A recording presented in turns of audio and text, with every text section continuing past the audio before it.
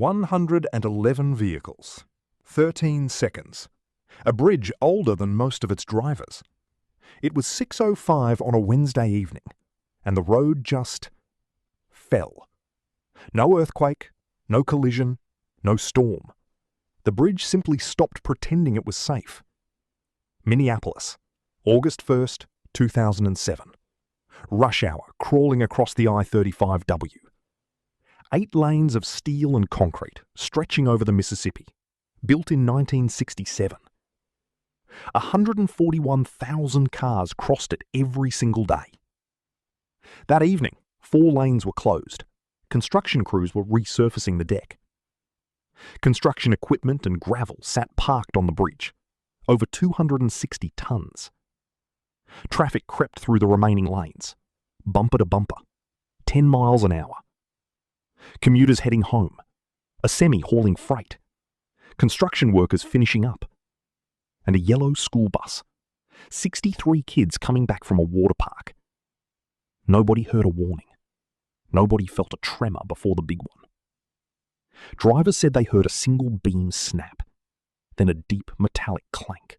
Then the bridge trembled, and 1,000 feet of road dropped into nothing. The centre span separated first, 456 feet of steel and concrete. It fell 108 feet, straight into 15 feet of river. Cars tumbled on top of each other. A semi burst into flames on impact. 17 vehicles went into the water. The rest landed on broken concrete slabs. The whole thing took 13 seconds, start to finish. Standing bridge to wreckage. Somewhere in that wreckage, a school bus full of children teetered against a guardrail.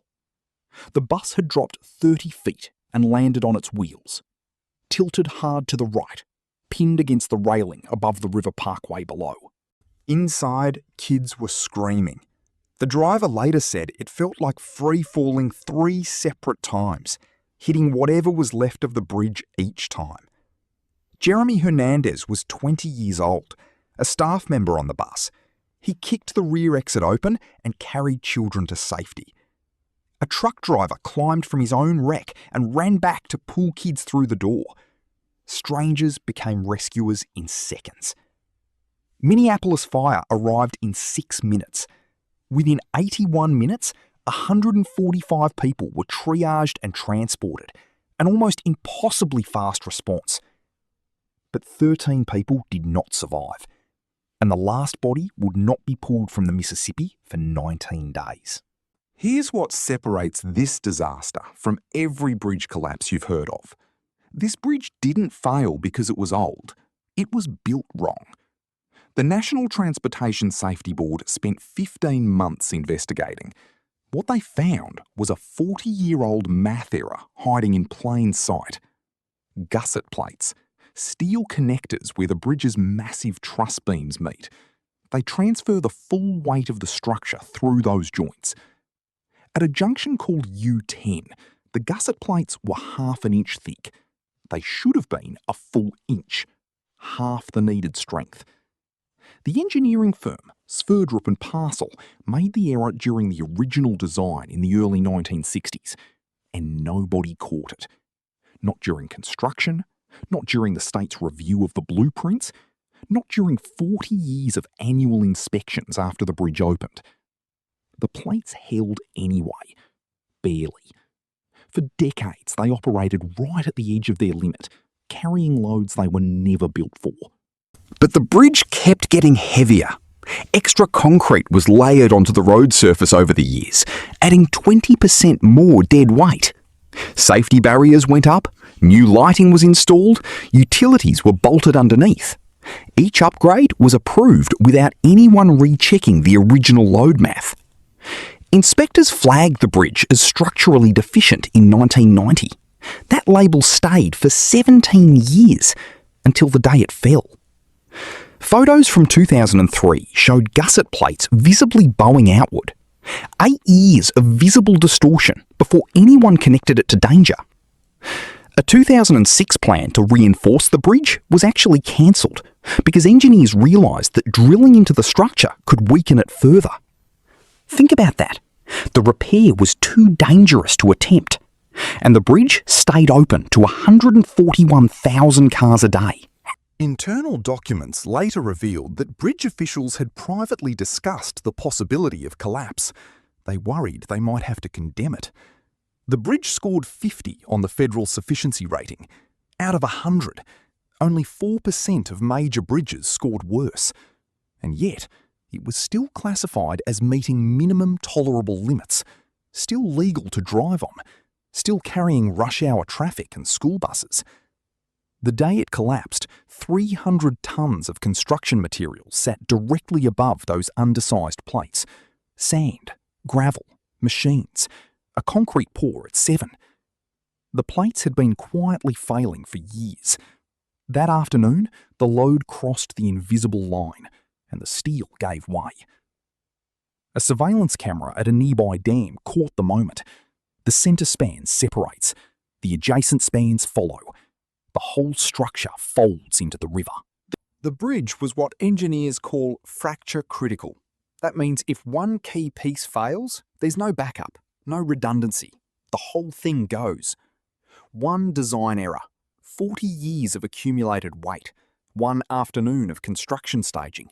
That's the entire chain. Nothing exotic, nothing unforeseeable. 24 gusset plates in the bridge were undersized. Not just the 2 that failed. 24. All half as thick as they should have been. Federal highway officials ordered inspections of 700 similar bridges nationwide. 700 structures that might share the same invisible flaw. Minnesota raised the gas tax within months. They funded a $2.5 billion program. 172 bridges flagged for replacement. The new I-35W bridge was designed, built and opened in just over a year. September 18, 2008, 13 months from rubble to road. But that speed said something uncomfortable. If they could replace it in a year, why had they kept driving on the broken one for 17? The firm that designed the original bridge was later acquired. Files were lost. Key people from the 1960s were dead or remembered nothing. Victims and families received compensation from a $38 million state fund. URS Corporation, one of the engineering consultants, paid out over $52 million more. No criminal charges were ever filed. Not against the designers, not against the inspectors, not against the officials who left the road open. 75,000 bridges in America carried that same structurally deficient label in 2007.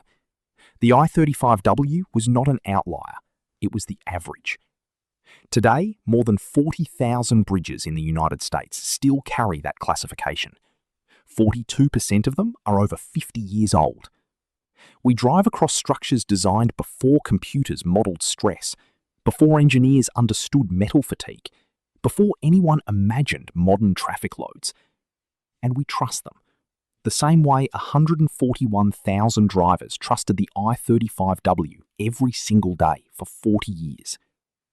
At the memorial in Minneapolis, 13 steel columns stand along the river, one for each person killed. Their combined length, 81 feet. August 1st.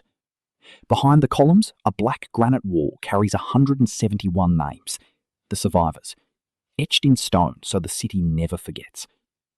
The school bus emergency door sits in a museum now. Every child who rode it signed their name, a door that should never have opened.